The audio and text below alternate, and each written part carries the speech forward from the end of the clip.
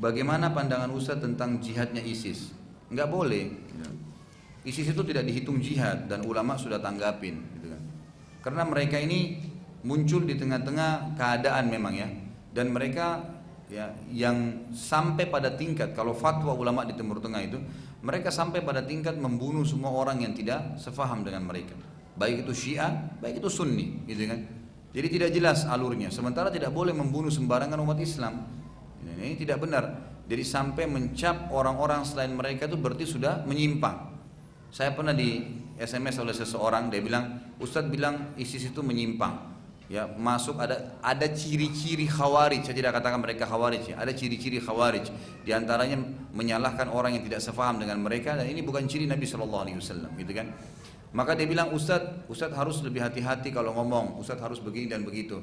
Ini buktinya dikirim kepada saya, ada cuplikan pembicaraan, ternyata ini seperti juru bicaranya ISIS, gitu kan, yang sempat ngomong, kemudian menjelaskan tentang ISIS itu apa. Ya, banyak orang mengatakan ISIS itu menyalahkan orang lain, begini dan seterusnya. Ini buktinya ISIS itu begini, ISIS itu begini. Ternyata di poin-poin itu pun, gitu kan.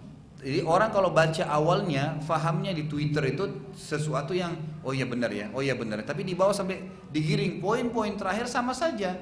ISIS menganggap bahwasanya selain ISIS yang tidak mengikuti dan paham ini, maka mereka jelas salah dan wajib untuk diperangi, gitu kan? Maka saya hanya berpikir jelas ini, saya bilang SMS ke saya, coba antum baca kembali poin-poinnya. Ingat ya, kita sedang bicara masalah perilaku dan lembaga ini, bukan individu ya.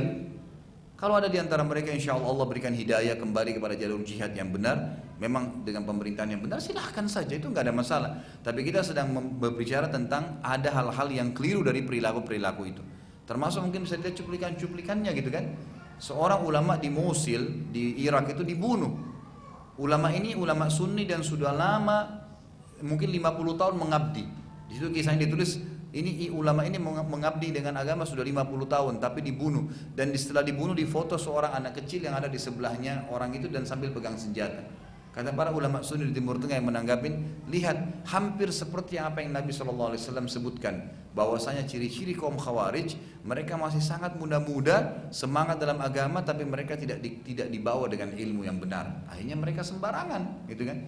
Ini termasuk hal-hal yang mesti difahami gitu.